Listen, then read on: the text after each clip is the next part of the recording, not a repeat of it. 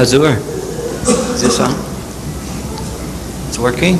Yes. Okay. I just send greetings from Canada, from the people of Canada. And I'm a guest. Mr. Jamil Butt invited me today. Right. And late Munir I met today. Thank you. You're most welcome. And I feel most welcome. And it's a pleasure. And I've been fed well here. And I see you're fun-loving people. And I don't want to ask any hard questions or heavy questions, you know. Anything. You're most welcome.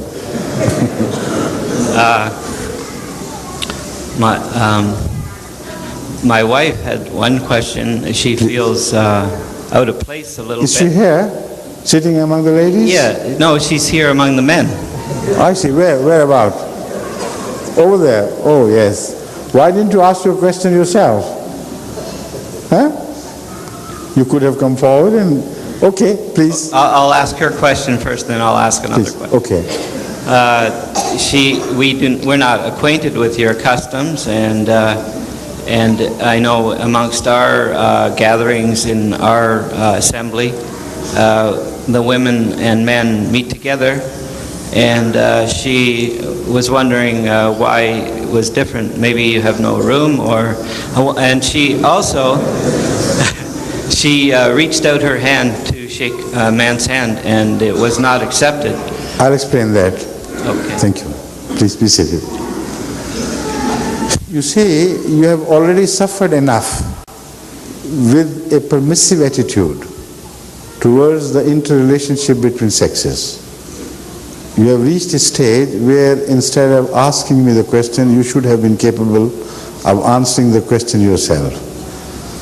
The fact is that the free interrelationship has pushed the society in the direction of a single-minded pursuit of voluptuous pleasure, and there is no denial of that. It has reached a stage where nature has already started punishing the permissive society. In so many ways, it has been punishing the permissive society for the last so many hundred years.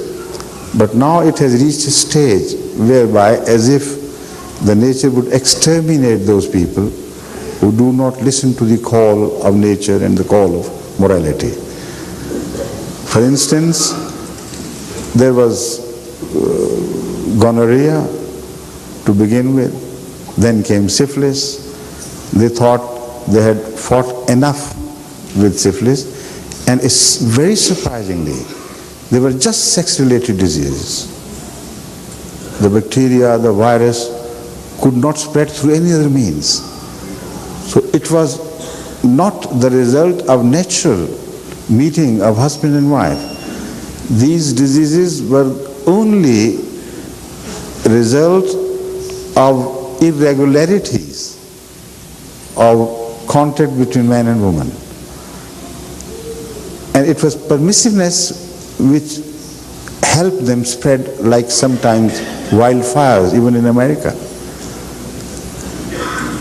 An attempt was made to counter these threats, and the doctors thought, we have got over it, no more of such nuisance. Then came syphilis. When it was suppressed, it went deeper into the system. People thought they had done away with it, yet it went into the basic human cells. And I'll come with the proof of this statement later on. Then there came herpes, that is the sex-related herpes.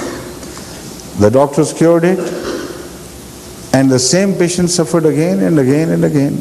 It was not like herpes zoster, which once cured leaves you forever. It went on causing suffering in response to the pleasure, the unlicensed pleasure which people got before. So much so that it offset the pleasure by a large margin. And still people have not been able to recover from it enough when you are confronted with AIDS. Why should not we read a message in that? There is a continuous history of a series of punishments meted out by nature just to the attitude of permissiveness. And things are going out of our control. You know how many people already suffer from AIDS? Perhaps you don't know the figures, but I can tell you that according to some census of the experts of the medical team, it was said that in America, perhaps at least 30% of people have already become carriers of AIDS. It may not have got activated as yet, but it can remain dormant in the system for 8 years continuously without raising its head. So a time may come when, due to some global catastrophe, due to some pollution in the air or something, these dormant cells are suddenly activated and this disease becomes epidemic, not in its dormant form but in its active form. All this is due to permissiveness. How many homes are broken today in the most advanced societies of the world? How much trust is lost between husband and wife?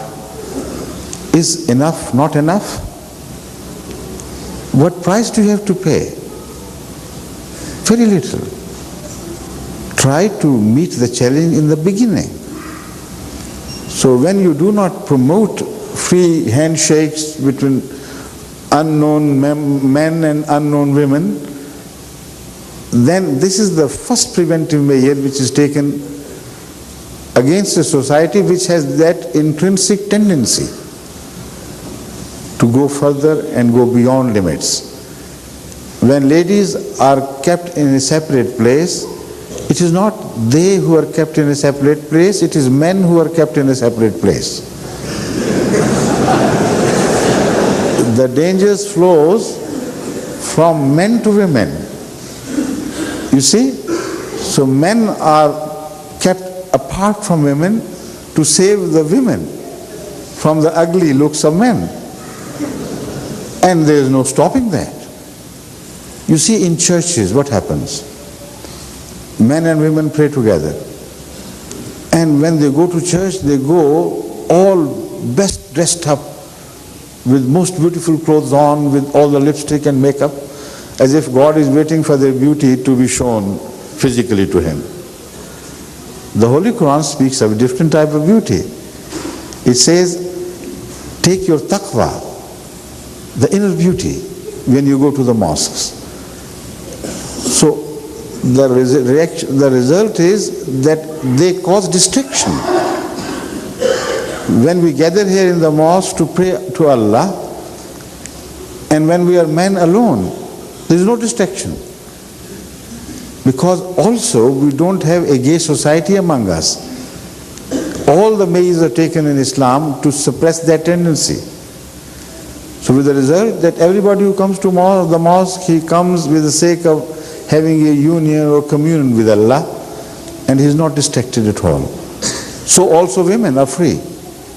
They can say their prayer freely, they can bow to God, they can prostrate to earth, knowing that there is no wicked eye watching them from behind. And they do not have always to be taking care of how they look and how they dress.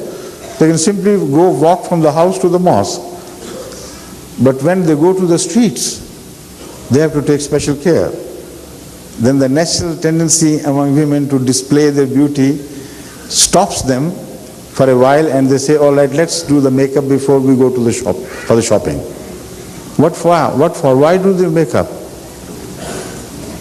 What are the shopkeepers to them? Husbands are in the house. If they want to look beautiful, they should look beautiful before the husbands, not to the unrelated people. So these are deeper issues of human psyche which have been attended and answered in Islamic system of human relationship. and they should be understood in this broad vision. For the time being, let it suffice. Thank you. Assalamu alaikum.